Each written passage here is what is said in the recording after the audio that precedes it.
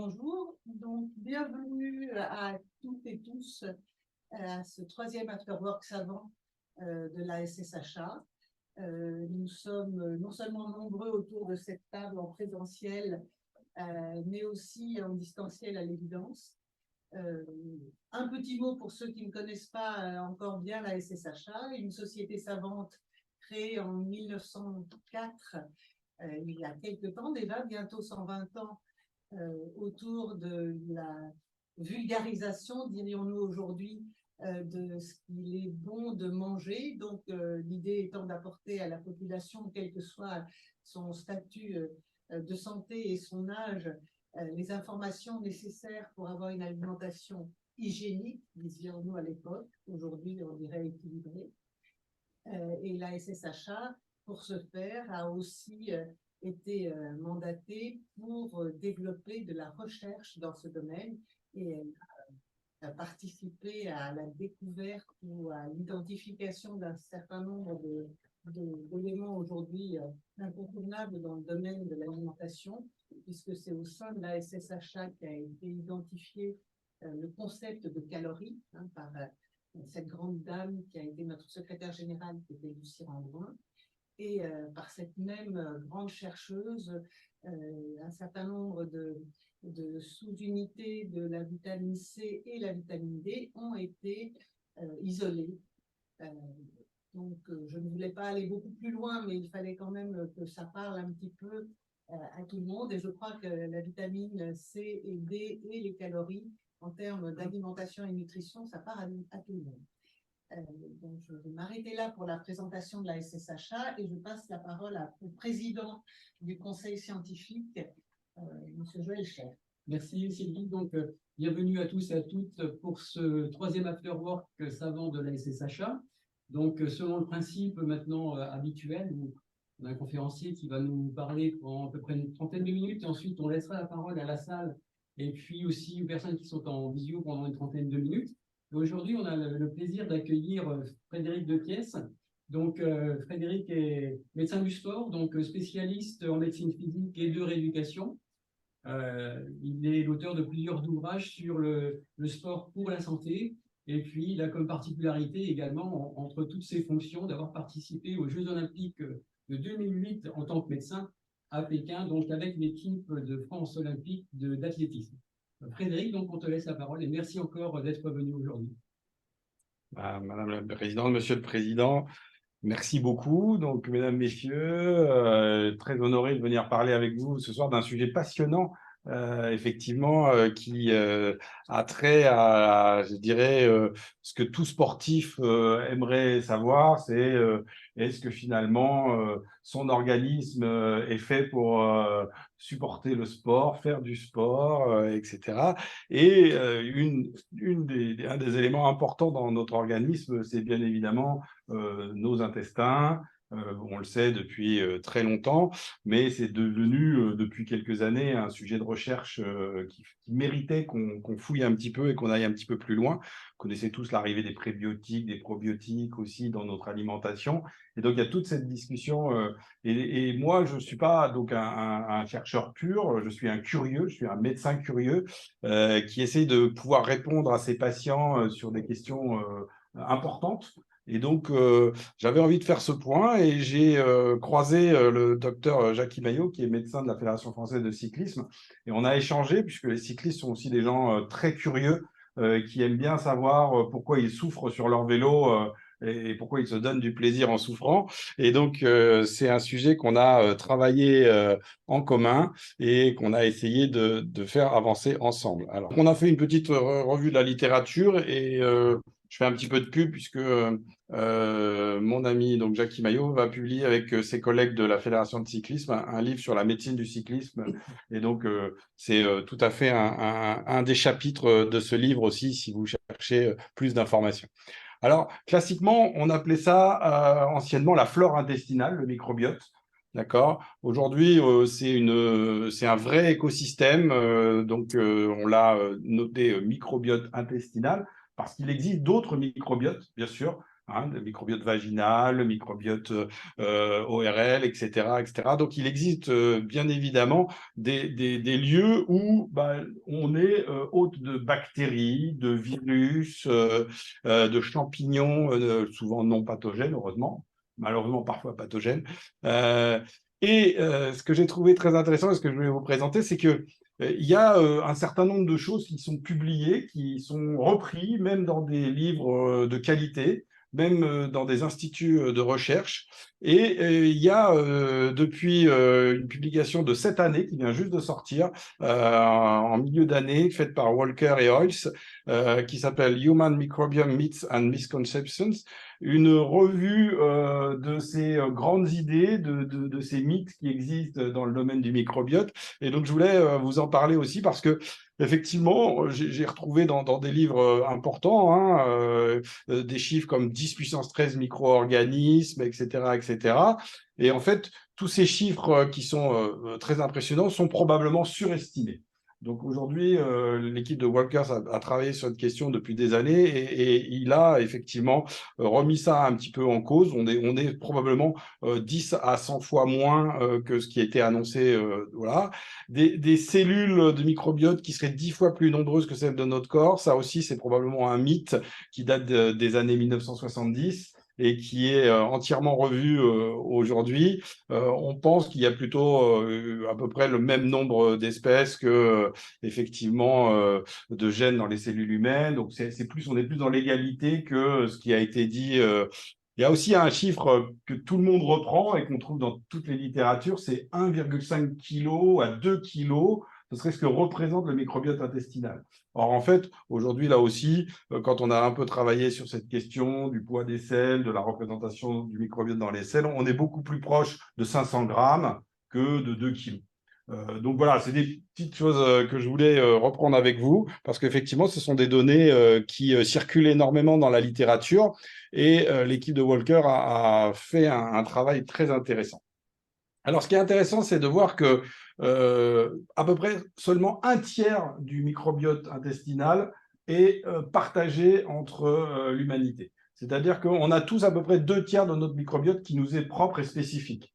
Alors, on peut peut-être pas encore dire que c'est exactement une signature individuelle, mais en tout cas, c'est sûr que nous ne sommes pas tous égaux et nous ne sommes pas tous pareils sur la question du microbiote. Ensuite, il y a, bien évidemment, on en discutera, de tout ce qui provoque cette variation et cette diversité qui est aussi la source de notre humanité, je dirais. Ce système, il augmente en nombre et en diversité de l'estomac au côlon. Bien évidemment, vous en avez beaucoup plus en bas qu'en haut. Et il y a donc un certain nombre de facteurs qu'il faut connaître. Le mode de naissance, la voie naturelle ou la voie césarienne ne fabriquera pas le même type de microbiote chez le nouveau-né. L'alimentation à la naissance, bien sûr. La question, vous le savez, de l'allaitement maternel ou pas. La génétique, le mode de vie. Dans le mode de vie, il y a la nutrition et l'activité physique. Donc, ce qui, moi, m'a intéressé un peu dans cette présentation, c'était bien, vous l'avez compris, bien évidemment, l'activité physique, mais aussi la prise d'antibiotiques, qui est un sujet très important aujourd'hui en santé humaine, puisque, vous le savez, le mésusage des antibiotiques est une des problématiques qui nous amène à aujourd'hui à avoir des problèmes de résistance aux antibiotiques, sur lequel beaucoup de chercheurs sont en pleine ébullition pour essayer de trouver des solutions, parce que sinon on va avoir des problèmes. L'âge aussi, puisque le microbiote que vous avez à 20 ans n'est pas le microbiote que vous avez quand on avance en âge. Donc une diversité, une variabilité interindividuelle qui fait que c'est pas la même chose chez tout le monde, et donc on va pas pouvoir généraliser tous nos propos, bien évidemment.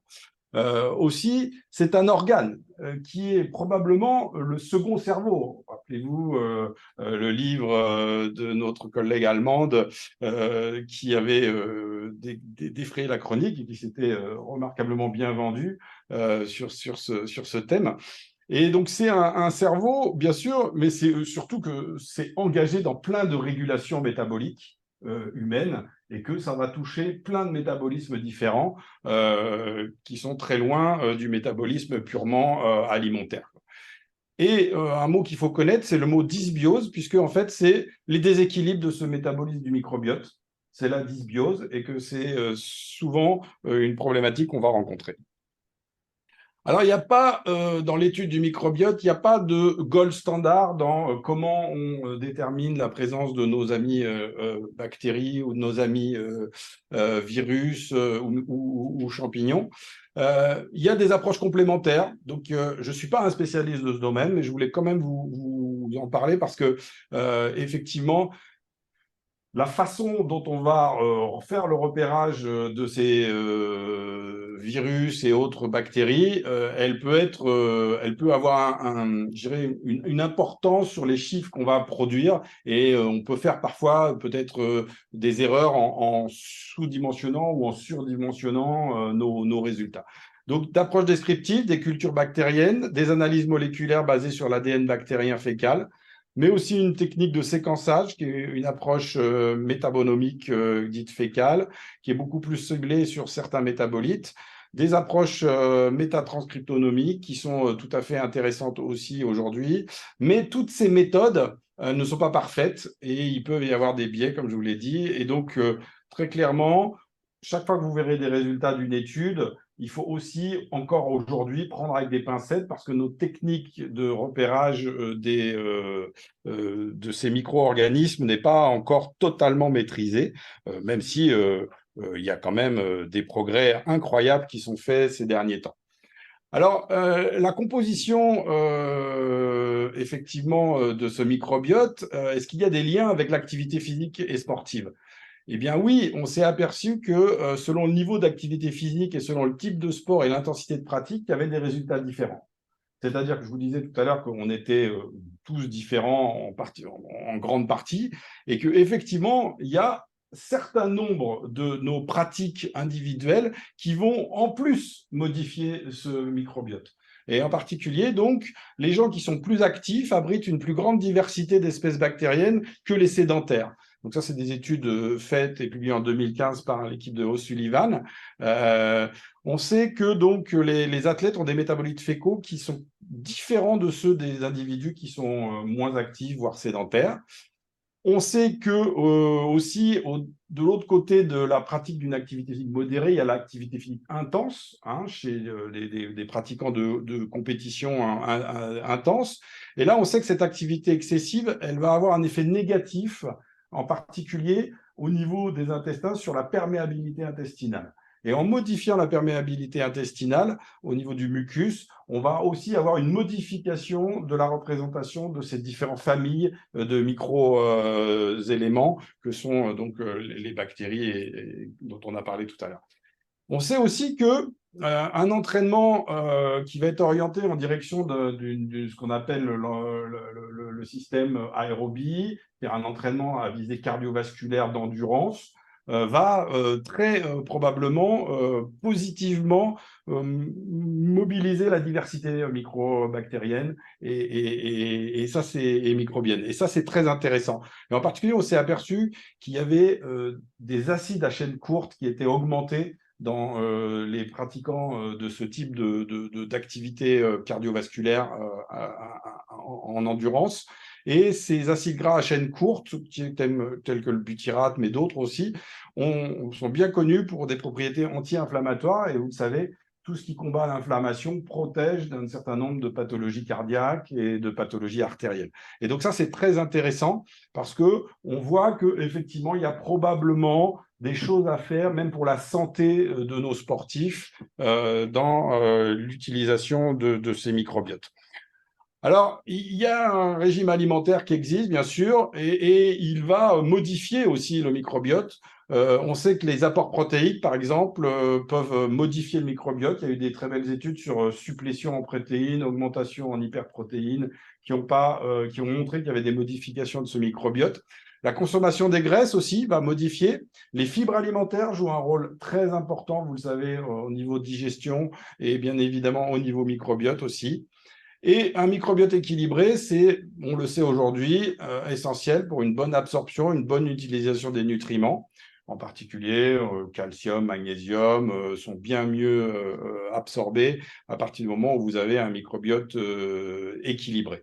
On sait aussi que si vous amenez beaucoup de glucides et beaucoup de fibres, donc une alimentation orientée glucido et fibres, vous allez avoir des familles qui vont apparaître. Alors là, je vous la cite, mais peu importe, la Prévotella, c'est une de ces différentes familles. Mais on se rend compte qu'effectivement, il y a des choses intéressantes. Et pour notre présidente, je voulais quand même vous parler du bilan énergétique sur ce microbiote intestinal. Et chez les patients qui sont en ce qu'on appelle déficit énergétique relatif au sport, c'est-à-dire des gens qui ont des troubles, en particulier du complément alimentaire et qui ont des problématiques de ce type, on sait aussi qu'il peut y avoir des modifications du microbiote dans cette population particulière. Donc ça aussi, c'est très intéressant. Donc c'est un domaine de recherche en plein essor. On voit qu'il y a des divergences parmi les populations de sportifs. On va le voir tout à l'heure, mais il y a des belles études qui ont montré des différences vraiment entre des sports, en particulier sur la composante cardiovasculaire, mais pas uniquement, aussi sur la composante de force, par exemple. Et donc ça, c'est très intéressant. Mais c'est aussi des pistes de stratégie d'intervention avec des aliments, avec des prébiotiques et des probiotiques. Donc il y a tout un domaine de recherche qui est très, très large, qui tourne autour du microbiote. Le rôle du microbiote, vous le savez, c'est la biogénèse mitochondriale, bien évidemment, donc le rôle dans le système aérobie, dans l'énergie de la cellule. C'est bien sûr un rôle sur l'inflammation, et en particulier avec les cytokines pro-inflammatoires et le stress oxydatif. Eh bien, le microbiote peut avoir soit un effet péjoratif en augmentant ce côté pro-oxydatif, soit un effet de protection. Et donc là encore, important. Ça a un lien avec la santé mentale. On sait aujourd'hui qu'il y a des liens très forts entre troubles du type dépressif et alimentation, et dépressif et activité physique, et dépressif et microbiote. Donc là aussi, il y a tout un pan de recherche dans le domaine de la santé mentale.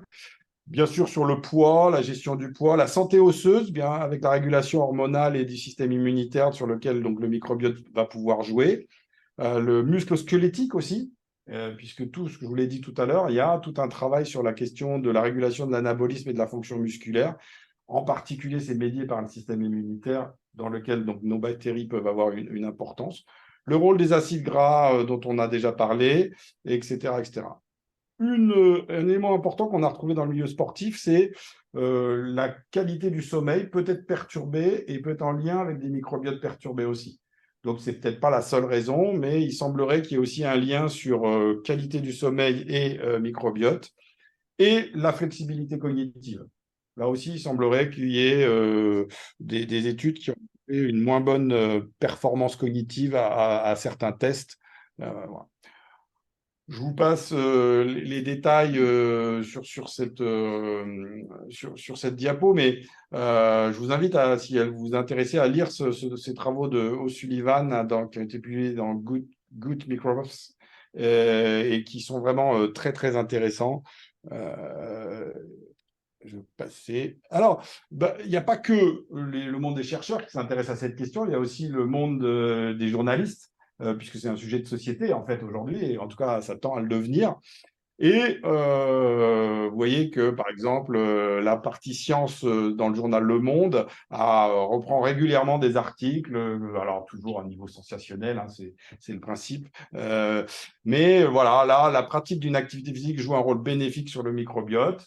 Bon, est-ce que c'est totalement vrai ou totalement faux? Je n'ai pas encore aujourd'hui la réponse, même si on a quand même un certain nombre d'éléments qui nous intéressent dans ce domaine. Mais c'est une publication de 2018 qui leur avait fait montrer que sur des sujets en situation d'obésité, il y avait une importance très, très supérieure de l'activité physique sur le microbiote que celle qu'ils avaient notée jusqu'alors. Donc, je vous montre ce travail. Ils avaient pris 18 adultes mecs, 14 obèses sédentaires. Ils les ont prélevés. Ensuite, ils ont fait faire des séances de sport sur le cardiovasculaire, donc marche rapide, vélo, course à pied. Toujours le même type de séance, 30 à 60 minutes, 3 fois par semaine. Ils ont refait 6 semaines après le début de l'étude et 6 semaines après un retour à un quotidien sédentarisé. C'est-à-dire qu'en fait, ils les ont fait travailler. Ensuite, ils ont arrêté. Ils ont pris évidemment des prélèvements et ensuite ils ont revu ce que ça donnait après 6 semaines d'arrêt. Et en fait, la question qui se posait, c'est est-ce que c'est maintenu, ce bénéfice, puisqu'on dit qu'il y a un bénéfice de l'activité physique sur le microbiote. Et en fait, ils se sont aperçus que malheureusement, ce n'est pas maintenu. Et comme beaucoup de métabolismes humains, et en particulier l'activité physique, pour ça, elle nous le rappelle régulièrement, c'est qu'il faut en faire régulièrement.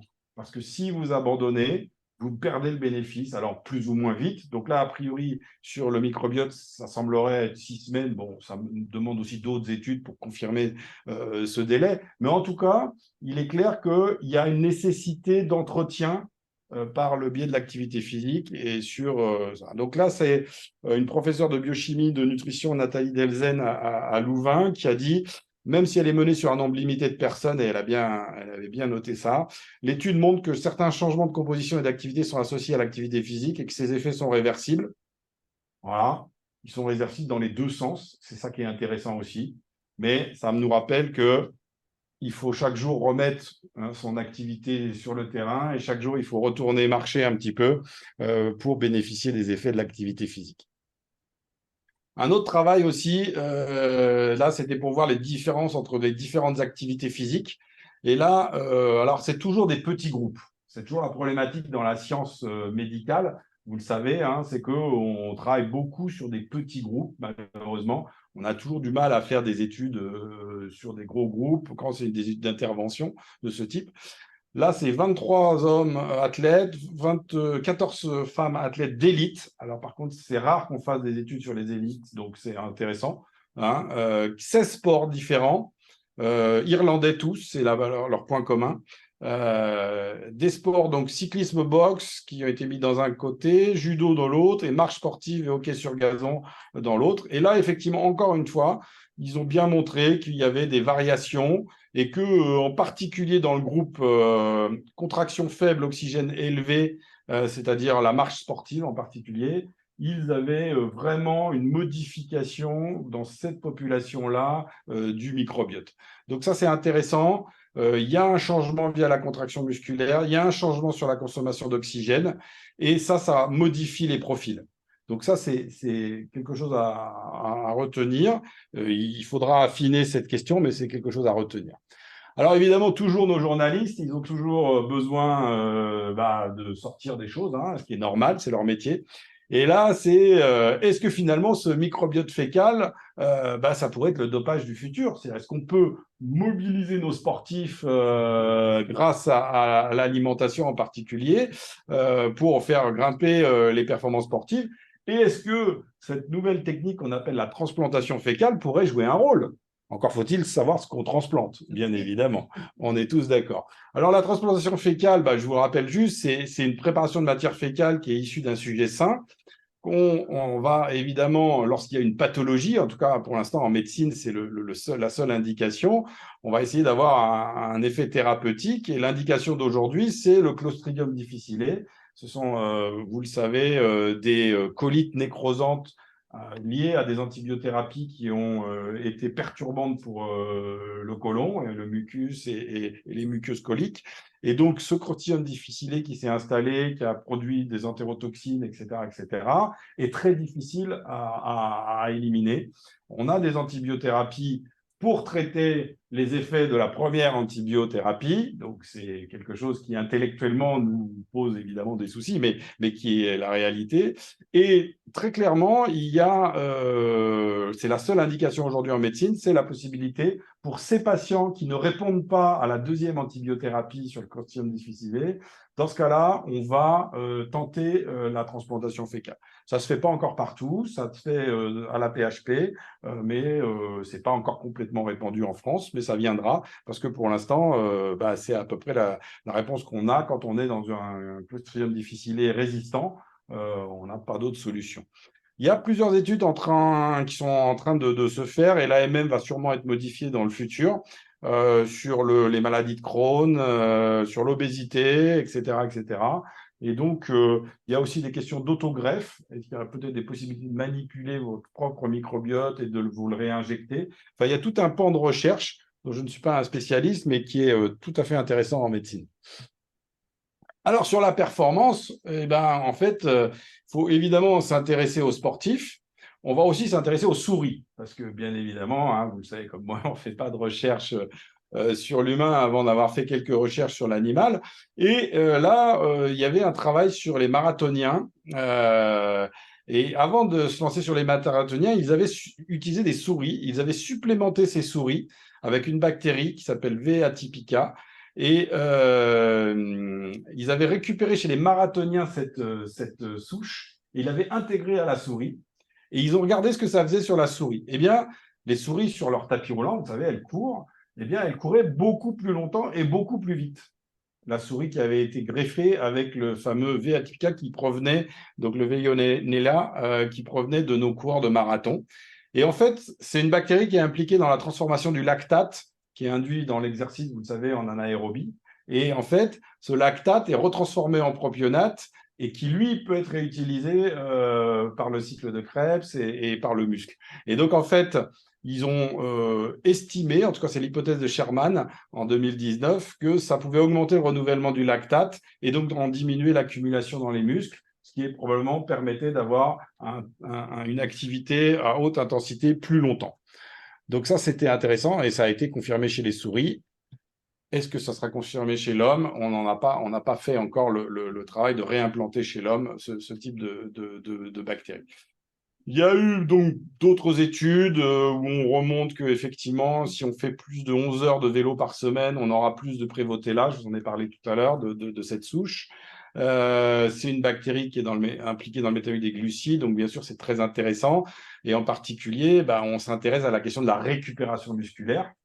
Et donc non seulement on va aller vers la performance en tant que telle, mais on va aussi aller vers comment récupérer de l'effort. Et les sportifs ont tous, bien sûr, cette question en tête, puisque c'est une de leurs problématiques. Ce n'est pas uniquement d'être très performant tous les jours, mais c'est aussi de récupérer de la performance de la veille. Et ça, c'est important. Donc, les sports d'endurance, il y a beaucoup d'études que je vous cite là. Il y a des études qui viennent de partout dans le monde, en particulier aussi dans les pays de l'Est, de l'Europe de l'Est. Alors, qu'est-ce qu'on sait? On sait que il se passe des choses entre microbiote et hôte, ça c'est clair, et qu'en particulier, un certain nombre de choses qui passent à travers la muqueuse intestinale passent par les protéines G et sont des protéines transporteuses qui vont permettre de faire rentrer ou sortir effectivement un certain nombre de molécules. Donc ça, c'est intéressant. On sait qu'il y a des acides gras à chaîne courte, on en a parlé. On sait qu'ils sont retrouvés dans le lumière intestinale, mais on sait aussi qu'ils passent dans le pancréas, qu'ils passent dans le cerveau. Et on pense que c'est une des voies d'information, d'ailleurs. Comme on disait tout à l'heure, il y a un lien, on disait l'intestin a un deuxième cerveau, mais il y a un lien avec le cerveau, bien évidemment. Et on pense que ça peut être un des éléments de communication. On sait aussi que il y a des choses passionnantes sur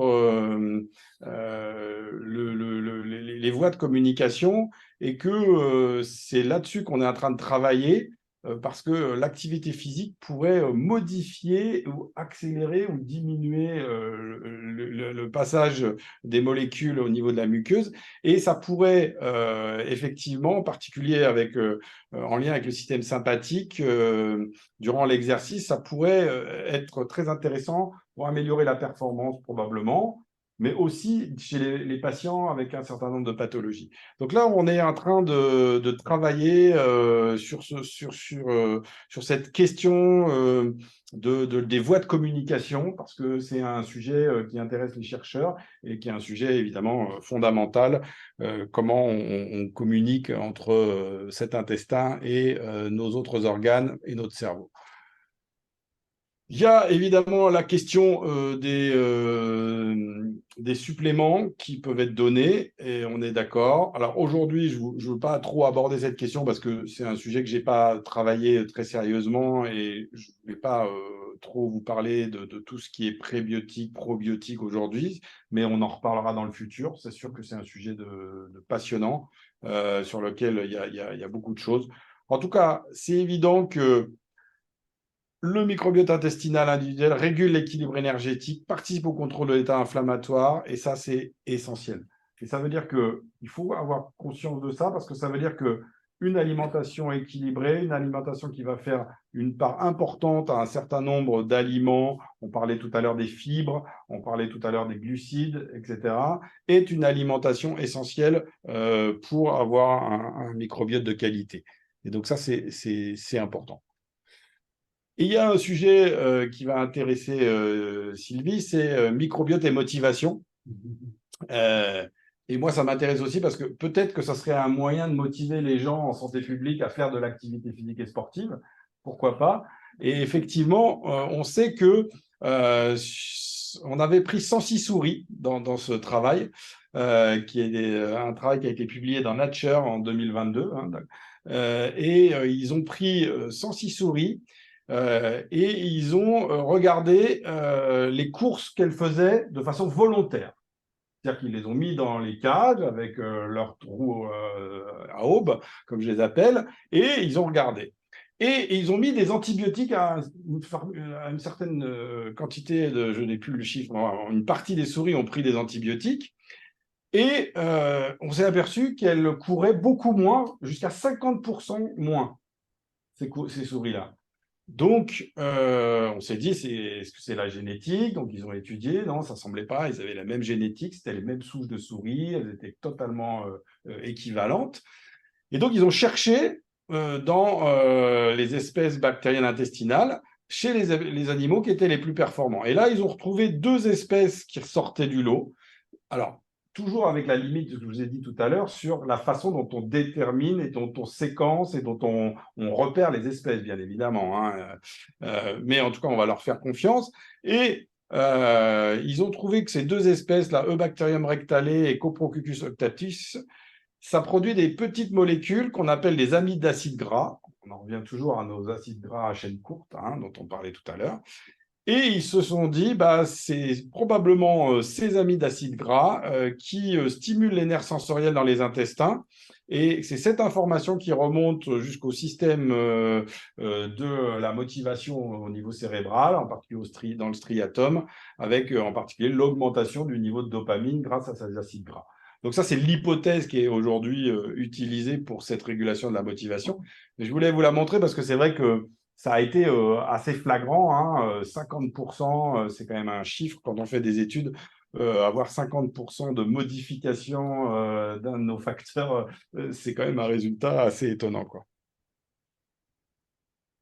Alors, ça agit aussi sur le sommeil, je vous l'ai dit tout à l'heure, hein, donc je ne vais pas revenir là-dessus, mais vous le savez que, en fait, je vous l'ai dit, ça agit sur les hormones, ce microbiote, et en particulier, pour bien dormir, il faut avoir un environnement hormonal de qualité aussi, il faut le créer, hein, il y a bien sûr tout un environnement nécessaire pour arriver à améliorer la qualité de son sommeil, mais en tout cas, cortisol, sérotonine, GABA sont des éléments qui sont évidemment modifiés par la flore intestinale, et aussi la mélatonine.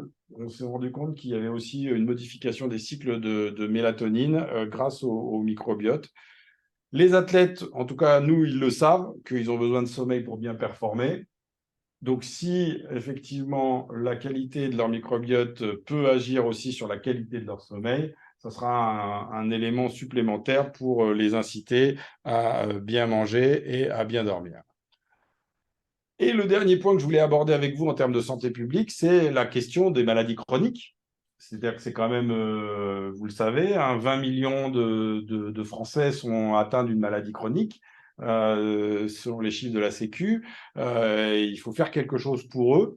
Et effectivement, on s'est aperçu que, entre autres, l'activité qui était modérée ne modifiait pas le mucus intestinal de façon délétère. Contrairement à une activité plus intense qui, elle, avait tendance à le modifier, en particulier à augmenter la perméabilité intestinale.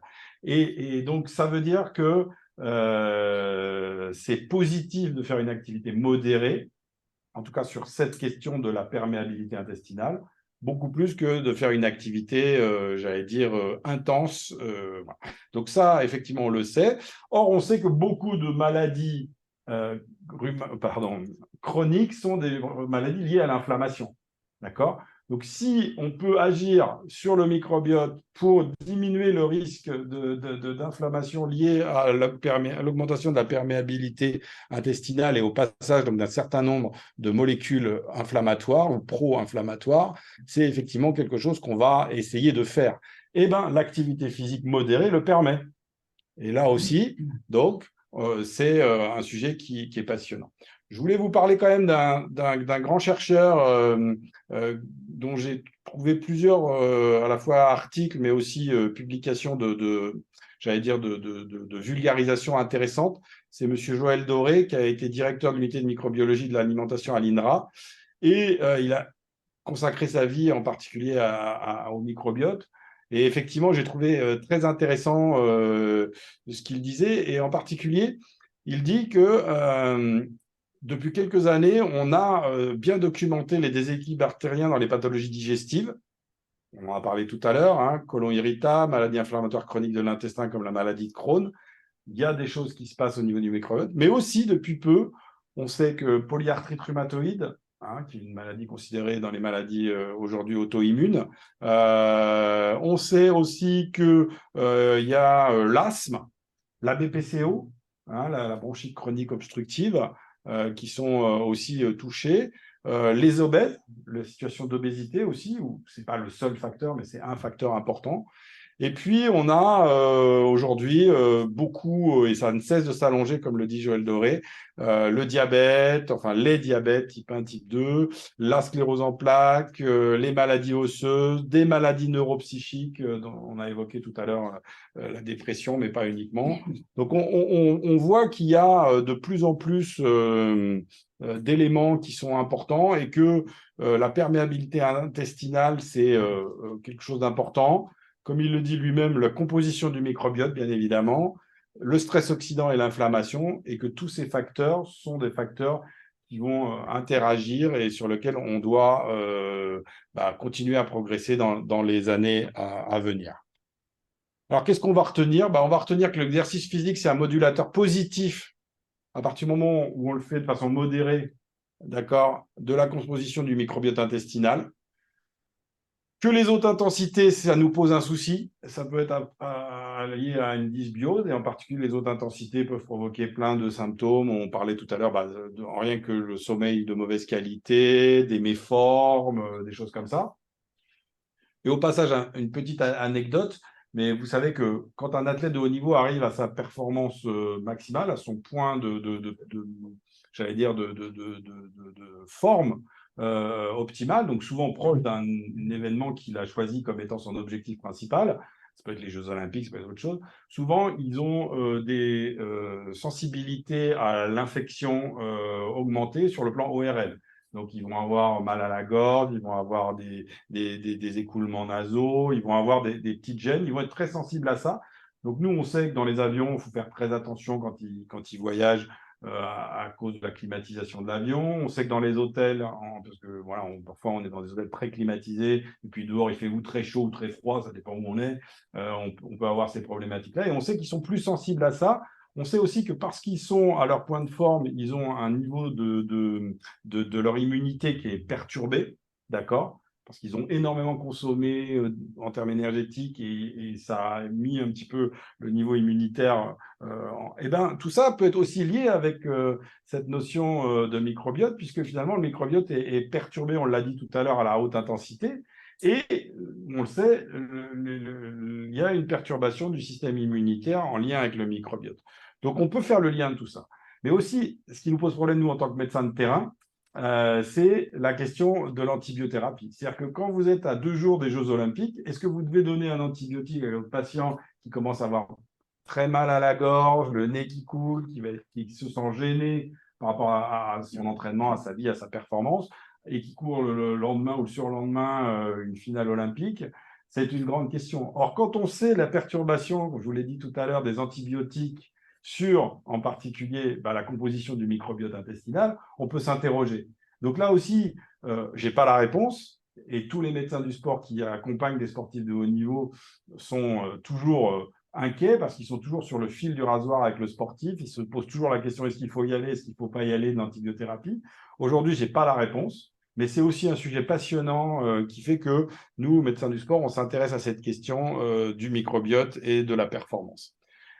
Bien sûr, il y a l'influence en physiopathologie sur les organes à distance, je vous l'ai dit, hein, on l'a parlé, le muscle squelettique, etc., etc. La performance, on en a parlé. La nutrition, bah, on l'a dit. Est-ce que le prébiotique, probiotique, ça va être un champ passionnant de recherche dans le futur? Et Président, j'ai dépassé de 2 minutes, mais j'ai terminé. Merci. Merci beaucoup, Frédéric, pour cet exposé très, très intéressant. Vraiment, je pense qu'il y a beaucoup de questions. C'est passionnant. Puis, tout les référents bibliographiques, on voit que c'est très récent quand même, hein. C'est 1919, 22. On voit qu'il y a une vraie étude bibliographique, une qualité bibliographique vraiment remarquable. Donc, on va donner la parole déjà à la salle. Et puis, bien sûr, on donne la parole également à toutes les personnes qui sont en vidéoconférence, hein. Vous pouvez intervenir comme vous voulez. On vous entendra sans problème, je pense. On va commencer par la salle, hein, s'il y a des premières questions. Soyez pas timide. J'en ai une. On sait que du coup, chez les sportifs, la protéine est super importante dans l'alimentation. Et je me demandais l'origine de la protéine, que ce soit sous forme alimentaire ou alors sous poudre. Est-ce qu'on voit des différences à la fois sur la performance, mais aussi sur le microbiote? Parce que je me dis que l'absorption intestinale n'est pas la même si on a une matrice alimentaire ou plutôt en matière. Ouais, alors honnêtement, je ne vais pas pouvoir répondre à cette question parce que j'ai pas cette culture. Ce que je sais, c'est que on est très, très, très, je dirais, intéressé par l'apport naturel, donc par l'apport en particulier soit végétal, soit animal de la protéine. Ça, c'est notre première vision de médecin ou de diététicien du sport, d'accord? On va d'abord conseiller le sportif à aller en direction de cette alimentation naturelle. Ensuite, on sait bien que le sportif a besoin de la formule magique parce que ça fait partie de la self-efficacité, c'est-à-dire comment je vais me sentir plus fort, plus sûr que j'ai le truc de plus que les autres, enfin, ce qui va lui permettre de performer. Et ce qui est normal, et on l'entend, on ne peut pas faire de la médecine du sport sans avoir cette culture-là. Et donc, effectivement, on va aller chercher à ce moment-là la protéine, soit d'origine laitière, soit d'autres origines qu'on peut retrouver dans les fabrications industrielles. Et on sait que beaucoup de sportifs en consomment, voire en hyper-consomment. Parce que là aussi, la question des quantités est une question intéressante. En tout cas, ce qu'on sait, c'est que ça peut, on l'a vu là dans la présentation, ça peut avoir un lien effectivement sur la composition de notre microbiote. Aujourd'hui, je n'ai pas d'études et je ne suis pas capable de répondre à votre question. J'ai tendance à penser que plus on va vers le naturel, mieux c'est pour l'humain. Mais de toute façon, ils en consomment. De toute façon, ils en ont besoin. Pour certains, en tout cas, pas pour tous, mais beaucoup ont besoin de se rassurer en allant prendre ce type de protéines. Est-ce qu'ils en ont vraiment besoin? J'en sais rien dans le milieu sportif. Bon, chez les personnes âgées, dans la dénutrition, toutes ces choses-là, la question ne se pose pas, on est tous d'accord. En revanche, est-ce que pour un sportif de haut niveau, il y a ce réel besoin? Je m'interroge, hein, mais toujours est-il qu'ils l'utilisent, ça c'est une certitude, et ceux qu'ils utilisent quand c'est sous forme de poudre ou de comprimé, c'est bien évidemment plus des produits qui sont soit issus du lait, soit issus d'autres approches effectivement synthétiques que je ne connais pas.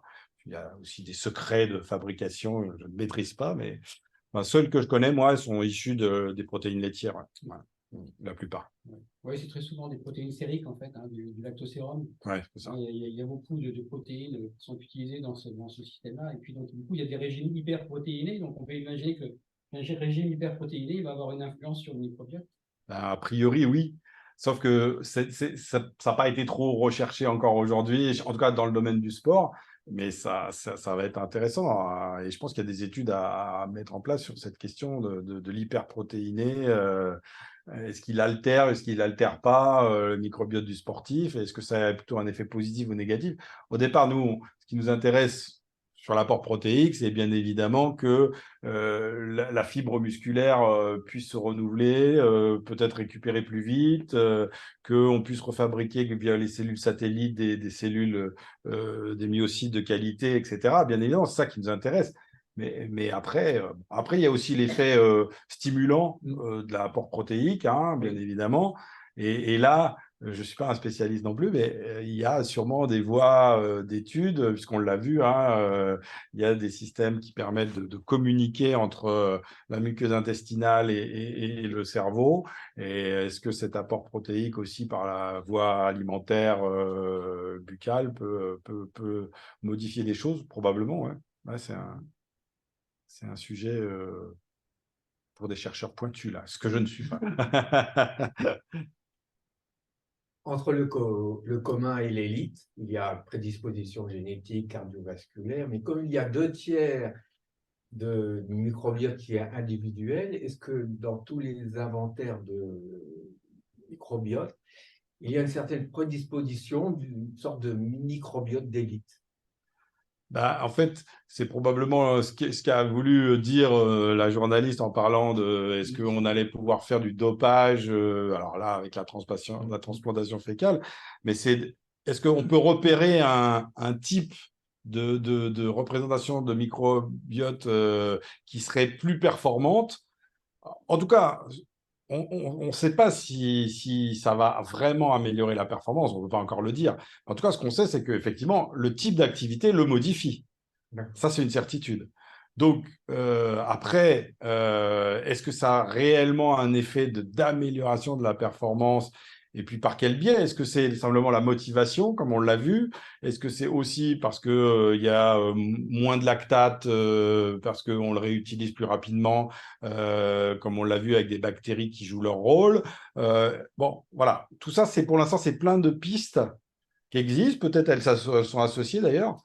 Et puis peut-être que ça ne fonctionne pas. Et est-ce que ça fonctionne chez tout le monde? Là, je suis encore incapable de répondre à cette question. Mais c'est ce que je disais tout à l'heure, hein, c'est vraiment le champ de recherche pour le futur. Et moi, ce qui m'intéresse, c'est aussi plus, peut-être, en termes de santé publique, en direction des porteurs de pathologies chroniques. Parce que si on peut arriver à motiver les porteurs de pathologies chroniques à faire de l'activité physique, et si on peut arriver à leur faire plus d'endurance que ce qu'ils auraient fait au départ, uniquement en modifiant leur alimentation et en modifiant leur microbiote, ça peut être très intéressant. On peut probablement aussi, alors je ne dis pas que ça va guérir, hein, mais on peut participer, ça peut être un élément complémentaire à la guérison ou ou en tout cas à la meilleure santé d'un certain nombre de porteurs de pathologies chroniques. Ouais. C'est des sujets de recherche qui sont ouverts, hein, et très intéressants. Si aujourd'hui un marathonien vient chez vous, par exemple, donc un marathonien, il fait de l'exercice intense, donc il est sujet à un déséquilibre de son microbiote. Et s'il vous demande, est-ce que je dois prendre des suppléments de probiotiques pour améliorer ma flore intestinale? Donc, dans ce cas, est-ce qu'on supplémente, est-ce qu'on recommande de supplémenter ou pas? Alors, je peux faire deux réponses. Les médecins du cyclisme, ça fait longtemps qu'ils ont dit oui. Il y a des sociétés spécialisées, hein, je ne citerai pas ici, mais qui se sont spécialisées dans la fabrication de probiotiques, dans le domaine sportif. Donc ça, c'est rentré dans les mœurs depuis un certain nombre d'années pour les marathoniens, pour les cyclistes, pour les sports d'endurance. Il y a des gens... Après, moi, je reconnais que j'avais pas assez de culture, en tout cas, pour dire est-ce que cette souche-là qui a été utilisée dans ce probiotique-là, c'est celle qu'il faut pour mon sportif en termes d'endurance. Je ne sais même pas si aujourd'hui on peut encore le dire, mais bon, semble-t-il que c'est un sujet dans lequel, c'est pour ça que je voulais en parler aujourd'hui, c'est un sujet sur lequel les sportifs, ils s'engouffrent et ils posent des questions, ils veulent savoir si... Alors, est-ce que je peux leur donner une réponse non, parce que je ne sais pas exactement ce qu'ils prennent d'ailleurs. Donc, je pense qu'il y a un besoin de formation et d'éducation aussi sur ce que le monde de l'entreprise fournit aujourd'hui dans ce domaine. Et puis, sur ce qu'on commence à savoir, sur les souches les plus importantes, sur les colonies de bactéries les plus importantes, et qu'on retrouve dans les sports, par exemple, d'endurance ou dans les sports de... Donc, il y a toute cette réflexion qui est en cours. J'allais dire, l'alimentation naturelle, ben, c'est toujours notre première réponse. Mais quand il faut, parce que quand on a un sportif comme un cycliste ou un marathonien qui consomme, je ne sais pas, 4000, 5000 ou 6000 calories par jour sur des événements d'ultra-endurance comme un Tour de France ou comme d'autres courses de longue durée, bien évidemment, on va se poser des questions. Est-ce qu'il, lui, il n'a pas besoin de plus que monsieur et madame tout le monde? Est-ce qu'il ne faut pas que j'aille au-delà de la simple alimentation naturelle?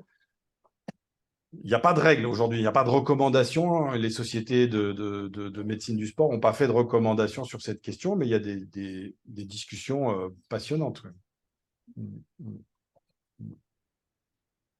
J'aurais une question sur, justement, on a parlé du dopage fécal. Si on parle du véritable dopage, on parlait du cyclisme, qui est souvent un peu pointé du doigt sur les problèmes de dopage et puis l'avance que peuvent avoir certains laboratoires. Est-ce qu'on pourrait imaginer donc, que la composition du microbiote soit influencée par des produits dopants? Et est-ce que le microbiote ne pourrait pas être un indicateur de ce dopage? Alors bon, c'est une très bonne idée. Moi, je ne suis pas spécialisé sur cette question Je n'ai pas de réponse non plus. du dopage et du microbiote, mais oui, c'est une bonne idée. En tout cas, tous les gens qui cherchent à dépister le dopage cherchent dans tous les domaines et dans toutes, j'allais dire, les fluides naturels, cherchent partout pour trouver des réponses. Donc, peut-être que demain, dans les fesses, par exemple, on pourra avoir des réponses indirectes ou directes, je ne sais pas, sur des produits utilisés, c'est possible. Alors, est-ce que l'Agence mondiale antidopage, qui finance la plupart des recherches dans ce domaine, a financé des recherches sur l'analyse dans les fesses, j'en sais rien. Je ne sais pas, je n'ai pas regardé, mais peut-être, parce qu'en tout cas, si on fait de la lutte contre le dopage, on va chercher à trouver par tous les moyens qu'est-ce qu'ils ont ingéré et comment ils l'ont ingéré. Donc, par définition, tu as raison, à un moment, on a parlé des cheveux, on a fait des études sur les cheveux, etc. Bon, ce qui reste la base aujourd'hui, ça reste le sang et l'urine. Mais pourquoi pas, effectivement, un jour, des analyses spécifiques dans les fesses de façon indirecte. Mais bon, il faudra avoir d'abord démontré que tel type de molécule produit tel effet à coup sûr. Bon, tu vois, il y a tout un travail derrière.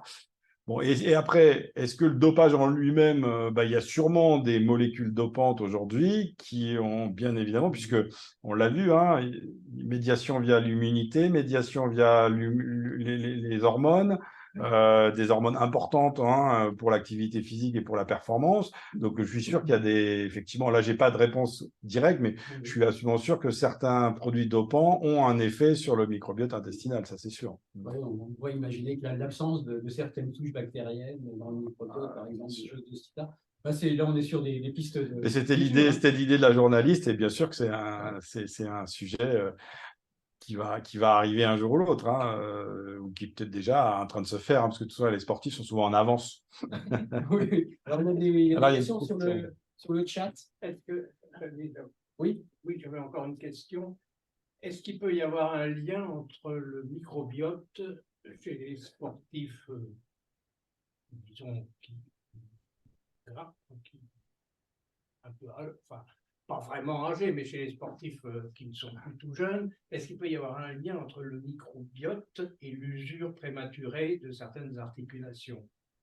Alors, à ma connaissance, je n'ai pas vu de travaux sur le cartilage, oui, hein, voilà. Si c'était ça ton idée. Je n'ai pas vu de travaux sur le cartilage. En revanche, on l'a vu, il y a des travaux sur la polyarthrite rhumatoïde et sur les douleurs, en particulier en lien avec la polyarthrite rhumatoïde, mais pas obligatoirement sur la... C'est une pathologie. Oui, et puis c'est... Bon, mais là, tu parles du vieillissement naturel des cartilages. Ouais, de l'usure naturelle, ouais, bien sûr. Non, à ma connaissance, il n'y a pas eu d'études sur la diminution du nombre de chondrocytes, par exemple, liée à une modification du microbiote. J'ai pas entendu parler de ça, non.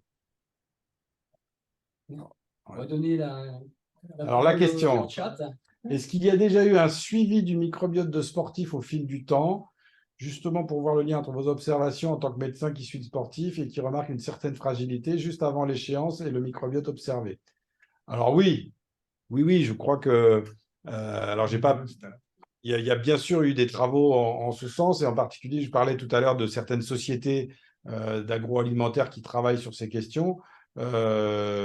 Ils ont fait des suivis. Alors après, ça n'a pas été obligatoirement toujours publié dans des grandes revues et toujours validé, on va dire, scientifiquement. Mais oui, il y a des travaux. Et puis, il y a aussi des médecins du sport qui suivent des sportifs et qui les ont tout le long de l'année dans leur équipe et qui ont justement des observations assez précises.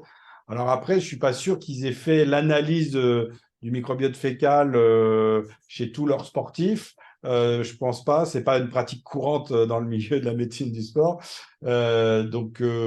Oui, il y a un suivi. Oui, il y en a qui essayent de regarder s'il n'y a pas une modification, mais non sur le fait que il y ait une modification du microbiote mise en évidence par ces équipes qui suivent les sportifs. Parce que ça, on le fait pas de façon, j'allais dire, quotidienne. En revanche, qu'il y ait quelques études sur la question, oui, ça existe. Oui. Oui. Mais je n'ai pas donné les résultats parce que pour moi, ce n'est pas fiable. Il y avait une deuxième question, je crois. Il y avait deux questions, mais en fait, il y en avait une qui n'était pas une question. En fait. D'accord. Ah bon, d'accord. C'était un commentaire. D'accord. Alors, est-ce que Un nouveau message. Florence Méadeniol, membre du conseil d'administration, Je vais essayer d'appuyer. si tu le souhaites. Bonjour, merci pour cette belle présentation. Je voudrais savoir si, moi je travaille à l'Institut français du cheval et de l'équitation, alors on s'intéresse à deux sportifs empilés l'un sur l'autre. Je ne crois pas qu'il y ait eu d'études en ce sens sur le cheval. Mais par contre, ce que j'aurais voulu savoir, enfin peut-être vous allez me démentir, mais ce que je voulais savoir, c'est si ces analyses et l'attention portée au microbiote est très répandue parmi les sportifs de haut niveau. J'échange souvent avec des gens de l'INSEP parce qu'on fait partie du réseau Grand INSEP. J'en entends parler, mais je dirais de manière assez vague. Alors peut-être qu'ils en parlent de manière assez vague parce que c'est sous le sceau du secret des trucs que vous évoquiez de préparation optimale à l'approche des grandes échéances. Mais qu'est-ce que vous avez comme expérience de suivi du microbiote dans d'autres disciplines sportives que le cyclisme ou l'athlétisme? Alors, je pense que, comme tu l'as vu, c'est surtout les disciplines d'endurance qui se sont intéressées d'abord à cette question. Et ensuite, on commence maintenant à avoir aussi plein d'autres disciplines je dirais que maintenant, il n'y a pas un sportif qui ne se pose pas à un moment de sa carrière cette question de son alimentation et de qu'est-ce qu'il peut modifier en termes alimentaires et de ses allergies alimentaires, de ses différents. Voilà. Donc, il va s'intéresser d'une façon ou d'une autre à son microbiote et son médecin qui le suit va à un moment ou à un autre s'intéresser à la question. Mais comme ce n'est pas une analyse, j'allais dire, classique, ce n'est pas remboursé par la sécurité sociale, on est encore dans le domaine de la recherche. En tout cas, quand on n'est pas en pathologie, hein, puisque pour les pathologies, c'est autre chose, bien sûr. Mais là, on parle de l'homme sain ou de la femme saine. Et donc, bien sûr, dans cette population de sportifs, c'est pas remboursé. Bon, après, l'argent n'est pas un problème, tu le sais, dans le sport de haut niveau, en tout cas dans une grande partie du sport de haut niveau. Il y a quand même des sportifs de haut niveau qui sont smicards, ça c'est sûr, mais globalement, ce n'est pas trop leur souci. Et donc, je suis sûr qu'il y en a qui, effectivement, ont des suivis particuliers avec certains médecins très spécialisés qui connaissent cette question très, très bien. Donc, oui, ça existe, ça existe. Alors après, chez les animaux, je suis un peu plus persuadé que les vétérinaires se sont déjà posé cette question. Il n'y a aucune raison, surtout dans le cheval de compétition, hein, parce que tu sais comme moi, l'argent qu'il y a dans les chevaux d'endurance et dans les chevaux d'obstacles, etc. Donc, je suis sûr que cette question a déjà eu. Mais alors, par contre, je n'ai pas fait de recherche là-dessus. Je ne peux pas te dire sur les chevaux, mais il n'y a pas de raison qu'il n'y ait pas des choses aussi très intéressantes. Vu qu'il y a des choses intéressantes, tu l'as vu chez les souris, je ne vois pas pourquoi il n'y aurait pas de choses intéressantes dans d'autres familles animales. Ok, merci. Je vais me renseigner. Alors, est-ce dire qu'un sportif pratiquant un sport d'explosivité devrait impérativement s'adonner à une pratique d'endurance pour booster son microbiote, malgré son poids gabarit, et s'intéresser en termes de bénéfices-risques? Non, je ne pense pas. Alors, attention, si vous voulez aller du côté de la pratique sportive de santé, c'est-à-dire si vous vous dites que vous faites un sport explosivité, mais que vous voulez aussi avoir les effets cardiovasculaires intéressants pour rester en vie longtemps avec un cœur qui va bien, oui, vous avez intérêt à faire un peu d'endurance. Après, un sportif de sport d'explosivité, il va limiter quand même son temps passé à faire de l'endurance. Il en fait dans certaines périodes de la saison pour se tenir en forme, mais sinon, il va quand même limiter sa pratique d'endurance. Par contre, son microbiote peut être boosté, on l'a vu aussi, hein, mais de façon différente quand on est plus dans des sports de force ou d'explosivité. Donc, même s'il y a moins d'études sur cette question, on a quand même vu qu'il y avait une différence. Donc, oui, je ne suis pas sûr qu'il ait besoin d'en faire de l'endurance pour booster son microbiote. En revanche, si cette personne le fait pour rester en bonne santé, je l'invite à faire de l'explosivité et de l'endurance à côté, ça c'est sûr, ça c'est clair. Je ne sais pas si j'ai répondu à la question, mais... Ça nous a un petit peu éclairé, même si on ne sait pas tous ce qu'est un sport d'explosivité. Alors, oui, bah, un sport d'explosivité, si tu veux, c'est les sports qui vont utiliser plus l'effort musculaire et qui vont être ce qu'on appelait avant la résistance. C'est-à-dire que tu vas être plus sur des activités de contraction musculaire intenses, sur des courtes durées. Et donc, tu vas être plus souvent sur des sports qui sont en termes énergétiques en anaérobie. Donc, anaérobie lactique et lactique, c'est plutôt des efforts jusqu'à 1 minute. C'est ça, les sports d'explosivité. Voilà. On voit l'haltérophilie. Bah, l'haltérophilie, bien sûr. Mais bon, après, le sprint en athlétisme, le saut en longueur, dans le sport que je connais mieux, c'est de l'explosivité. Hein. Un buteur au foot, bah, plutôt, s'il est avançant, il va rarement venir défendre beaucoup et courir beaucoup pour défendre pour son équipe. Encore que ça progresse. Enfin, c'est pas obligatoirement sa grande qualité principale. Il va plutôt développer l'explosivité devant le but pour sauter, pour remettre une tête, ou tu vois, enfin, c'est ça. C'est la grande question avec Mbappé en ce moment. Oui, alors je ne parle pas voilà, de ce que je ne connais pas. J'avais déjà un remerciement immense parce que pour le médecin que je suis, bien que psychiatre, le microbiote n'a pas fait partie des choses qu'on a étudiées quand on était en études de médecine. C'est quelque chose qui s'est vraiment développé, en tout cas l'intérêt pour le microbiote. Bien sûr, nous savions qu'il y avait une flore commensale intestinale, parfois pathogène, mais on ne savait pas du tout et on ne parlait pas du microbiote à proprement parler intestinal. Et il est évident que plus j'en apprends sur le sujet et plus je découvre qu'il y a des liens dans tous les sens, dans tous les systèmes, dans tous les organes, je ne peux pas m'empêcher à chaque fois de me demander si les variations qu'on voit dans le microbiote, en prenant comme réserve, bien sûr, le fait qu'on ne sait pas toujours si la mesure est fiable, etc. Mais j'imagine bien un microbiote, c'est pas une catégorie, c'est une espèce de géographie, d'une photographie de population. Donc déjà, ça c'est encore plus compliqué, me semble-t-il, à faire que si c'est la photographie d'une population ou d'un individu. Mais la question que je me pose souvent, c'est est-ce qu'on est dans une relation cause-conséquence? Est-ce qu'on est dans une relation de co-occurrence? Est-ce qu'on est dans une relation de cause commune tierce? Alors, il y a des choses pour lesquelles, comme il y a des hypothèses logiques je dirais, étiologiques, hein, si je simplifie, il est clair qu'on est dans un champ tout qu'un autre. Mais finalement, tu as brassé tellement de domaines qu'il y a certains domaines où je me dis, mais finalement, quand on modifie l'alimentation, on va modifier le microbiote, on va aussi modifier, je dis n'importe quoi, le statut nutritionnel. Finalement, est-ce que c'est le microbiote? Est-ce que c'est l'alimentation qui est la cause princeps? Est-ce que c'est...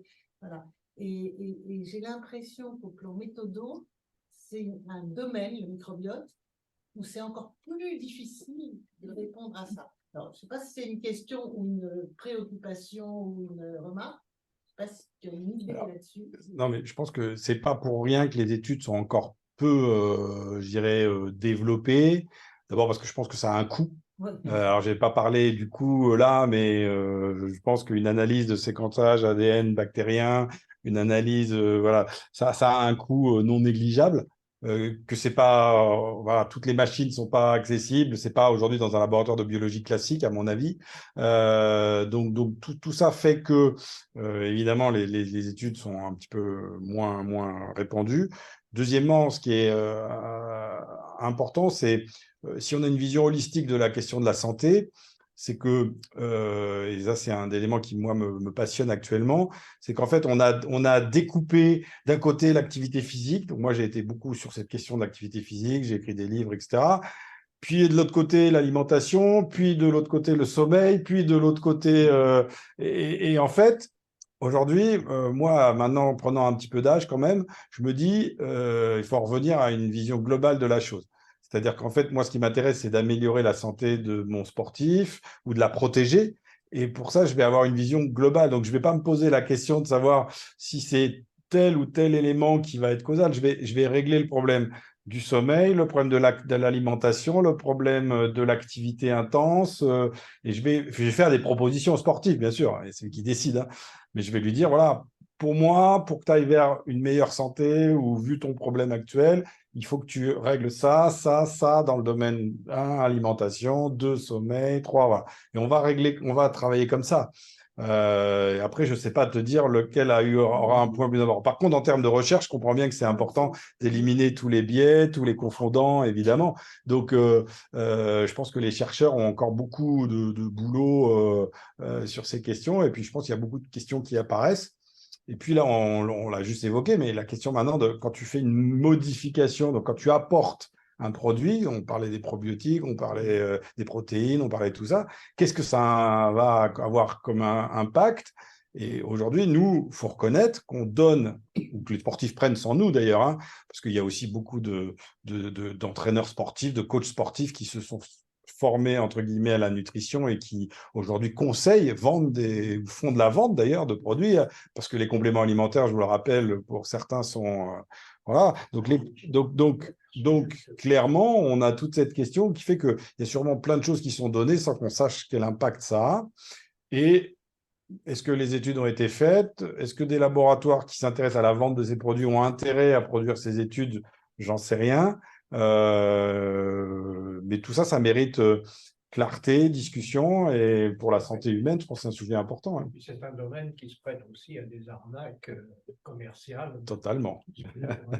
De grande envergure. Ça va nous permettre d'introduire le prochain sujet sur la fraude. On peut une dernière question. J'étais en train de me demander si, pour reprendre certains de ces problèmes à zéro, il ne faudrait pas des sportifs axéniques. Ah ben voilà, tu as raison. J'ai vu le démarrage de ces recherches-là, évidemment pas sur les sportifs Georges. Il nous faudrait peut-être. En Chine, voilà, peut-être qu'il y a des choses à faire. Ça pourrait se faire en Chine si on leur propose. Oui, peut-être encore une dernière question. Mais effectivement, il y a un gros industriel laitier là, qui vient de se lancer avec une étude avec des scientifiques en 2023, hein, justement sur la gestion comme ça de probiotiques et de prébiotiques, hein, avec des résultats intéressants, mais qui sont à confirmer. Hein. Mais moi, je rajoute encore une couche de complexité, c'est le côté un peu psychologique. On a parlé tout à l'heure de la sensibilité donc, du sportif avec une échéance des Jeux Olympiques, par exemple, d'une compétition, peu importe, et donc qui était peut-être un peu plus fragile donc, à l'approche de cette compétition. Donc, du coup, on est dans un aspect plus peut-être aussi un peu psychologique, en plus du microbiote. Je me demande si on ne retrouve pas un peu ça aussi avec nos étudiants quand ils sont à l'approche d'un examen important. Bien sûr. Avec une modification, alors il n'y a pas forcément de réponse, hein, avec une modification peut-être du microbiote qui va donner une sensibilité plus importante parce qu'il y a moins de sommeil aussi. On retrouve un peu tout cet aspect. À l'aspect du stress. Oui, il y a du stress. Le stress via la filière du cortisol. Tu as effectivement le stress via la filière aussi oxydative, des mauvaises nuits de sommeil, des alimentations qui sont pas bonnes toujours chez nos étudiants. Et tu as complètement raison, hein. On dit qu'un bon étudiant qui prépare un examen, il a tout intérêt à faire un peu d'activité physique, à bien manger, à bien dormir, plutôt qu'à des fois perdre du temps et des nuits sur des choses. Enfin, il y a toute une préparation, comme un sportif de haut niveau, hein, il y a une préparation pour réussir les concours ou autres qui est très proche, hein. Bien évidemment, ouais, il y a des choses à prendre des deux côtés, mais l'impact du stress sur le microbiote, c'est clair, hein. Alors, avec l'approche des Jeux olympiques, on va peut-être étudier le microbiote de Madame Delcourt. C'est le mot de la fin. Est-ce qu'on a encore, je ne sais pas s'il y a encore une question sur le chat. Non? Ben oui, c'est ça, ce que j'ai dit tout à l'heure, hein, l'oxygénation a un impact sur la stimulation du nerf vague, le bon fonctionnement. Oui, bien sûr. Il y a plusieurs éléments qui peuvent agir sur le nerf vague. On l'a dit ça, mais il y a aussi le butyrate, les différents acides gras à chaîne courte qui peuvent avoir un impact. C'est ça les hypothèses qui sont actuellement en vogue sur ces questions. Mais bien évidemment que l'oxygénation a un élément important. Et vous le savez, hein, l'oxygénation, c'est aussi essentiel pour tout le système de développement de l'énergie en aérobie, hein. Donc, bien sûr. Ouais. Très bien, mais on va en rester là.